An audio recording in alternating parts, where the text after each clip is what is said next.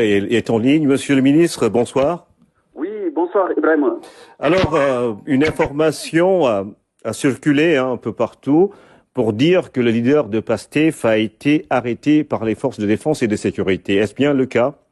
Je vous remercie Ibrahim. Je voudrais d'abord préciser que nous sommes dans un état de droit et qui dit état de droit dit des règles qui doivent être respectées aussi bien par l'État que par les citoyens. Vous avez entendu tous, il y a quelques jours, le leader du PASTEF, à partir de Ziguinchor, déclarer qu'il va faire une caravane au cours de laquelle des rassemblements seraient organisés. Nous avons vu que dans le cadre de la première étape, il y a eu mort d'homme.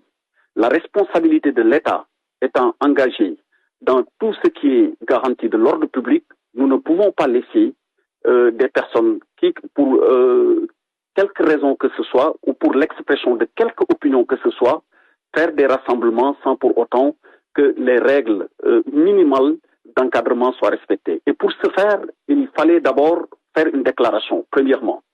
Deuxièmement, l'autorité administrative compétente doit vérifier si toutes les conditions d'une bonne organisation d'une manifestation sur la voie publique sont réunies et le cas échéant, l'autoriser.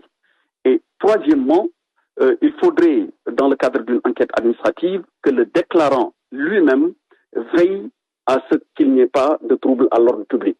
Toutes ces conditions que je viens de décrire ne sont pas réunies pour des processions de la nature dont a voulu qu'ont voulu organiser donc le leader du PASTEF et ses partisans.